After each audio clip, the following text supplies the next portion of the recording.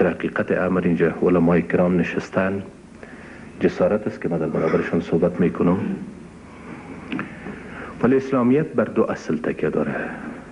یکی اقرار باللسان که به فضل خداوند همه ما و شما می توانیم با آواز جر بگوییم که لا اله الا الله محمد رسول الله.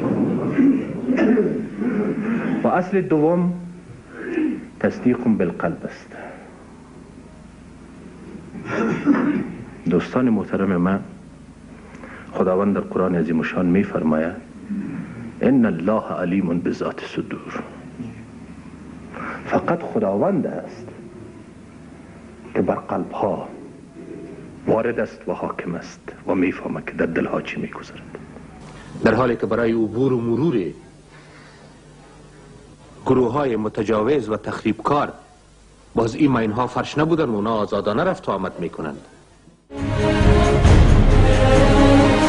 ډاکټر نجیب الله د افغانستان د ډیموکراتیک جمهوریت په کمونیستي دوره کې څلورم او وروستنی جمهور رئیس و. د خپل حکومت په شپږو مسلسلو او بدلیدونکو ناکراریو کې مقاومت وښود، خو د نړیوالو په ملاتړ د افغان مجاهدینو برسیری د حکومت دننه پوځي کړیو ناکراریو بډوالي او د فشار له کبله حکومتي چارې له لاسه ووتلې. خو د دې ترڅنګ ډیری افغان اکاډمیک روڼ اندي او د سیاسي پوهنې څېړونکي په هغه دا نیوکه لري چې د حکومت په منځ کې نالوستي او توکمپال څارګر راپورته کړي وو. نوموړي په 1931 کال کې خپلې لومړنۍ زده کړې د کابل د دې افغانانو په لومړني ښوونځي کې پیل او په 1942 کال یې د کابل د حبیبي لیسې څخه په اعلی درجه بکلوریا لاسته راوړه. په 1944 کال کې په کابل پوهنتون کې شامل شو. د ډاکټر نجیب الله د ولسمشرۍ دوره 6 کاله وه. ډاکټر نجیب الله د اختر محمد زوی د 1915 کال د اسد د میاشتې په 15مه نیټه د کابل په مرادخانیو کې په یوه دینداره پښتني کورنۍ کې وزیږید.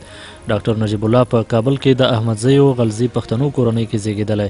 هغه خپلې زده کړې د حبیبي په لیسه کې پای ته رسولې او وروسته بیا د کابل پوهنتون د طب پوهنځي کې ومنل شو او په 1915 کال کې د هماغه پوهنځي نه طبیب وواته. نوموړی په 1965 میلادي کال کې د افغانستان د پرچم ګوند غړی شو، سره له دې چې د یو ډیر پوه سړی و خو د خپلو نورو ملګرو په منځ کې د تکړه جوسې له مخې د نجیبیګاو په نامه مشهور شو. په 1988 میلادي کال کې چې کله خلقیانو او پرچمیانو په سردار محمد داود خان کودتا وکړه او خلقیان د واک خاوندال شول، نو نجیب الله یې د هیواد نه د باندې ایران ته ولیږه او دی هلته په تهران کې د افغانستان سفیر وټاکل شو. خو بیا وروسته ډاکټر نجیب الله یې له دندې نه ګوښه کړ او نوموړی د روسانو تر راتګ پورې په اروپا کې اوسېده. په 1970 میلادي کال کې ډاکټر نجیب الله د مرکزی کمیټې غړی شو او په 1988 کال کې د انقلابي شورا غړیتوب ترلاسه کړ. کله چې د خلقیانو سیاسي فشار په پرچمیانو زیات شو، نو د همغه وخت حکومت پریکړه وکړه چې ډاکټر نجیب الله د هیواد څخه د باندې واستوي او په همدې توګه یې نوموړی ایران ته د سفیر په توګه ولیږه او له ډېرې لنډې مودې وروسته هغه د سفیر له دندې نه ګوښه او په همدې توګه د افغاني تابعیت نه هم بې برخې کړی شو. کله چې روسانو په 1979 میلادي کال پر افغانستان یرغل وکړ، نو په دغه وخت کې ډاکټر نجیب الله هم بیرته کابل ته راستون شو. په 1980 میلادي کال کې د خاد د رئیس په توګه وټاکل شو. داسې ویل کېږي چې د خاد ریاست د ډاکټر نجیب الله د مشرتابه په وختونو کې ډیر کسان بندي او په زرګونو شمېر افغانان په زندانونو کې وځورول او په اعدام محکوم کړل. بیا په 1981 میلادي کال کې نوموړي ته د سیاسي بیرو بشپړ غړیتوب ورکړل شو. په 1980 میلادي کال کې ببرک کارمل له خپلې دندې لاس په سر شو او پر ځای ډاکټر نجیب الله د افغانستان جمهور رئیس وټاکل شو. که څه هم چې کارمل د یو څه مودې لپاره د ولسمشرۍ په څوکۍ ناست و، خو ډاکټر نجیب الله ته د ولسمشرۍ واک ورسپارل شوی و. د شوروي له لوري د ډاکټر نجیب الله د ولسمشر کېدلو ټاکل په ښکاره توګه د خاد په ریاست کې د هغه د کامیاب ریاست نتیجه وه. په هغه وختونو کې د خاد څارګره اداره په ټول افغانستان کې یوه واکمنه او برلاسې اداره وه.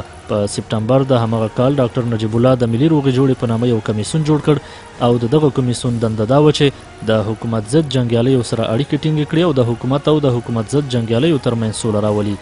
په دغه وختونو کې څه د پاسه 40,000 جنګیالیو سره اړیکې ونیول شوې او هغوی د حکومت بلنې ته هرکلی ووایه.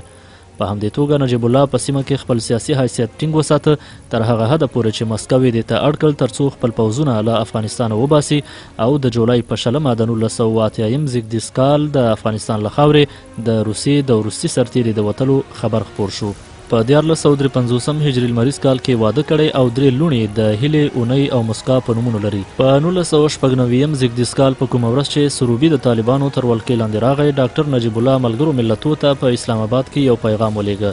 په پیغام کې له هغوی څخه د خپل او د خپل ورور شاپور احمدزي او د ځینو ساتونکو د ژغورنې او تخلیې د مرستې غوښتنه وکړه.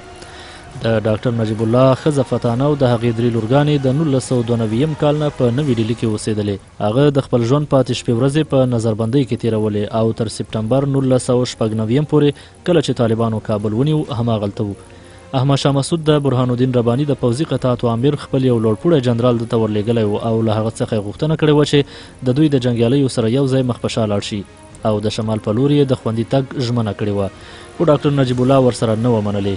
طالبانو د کابل له نیولو سره سم هغه د ملګرو ملتونو له دفتر څخه راوویست او له وژلو وروسته یې له خپل ورور سره یو ځای د کابل په اریانا 4 لارې کې راوځړاوه.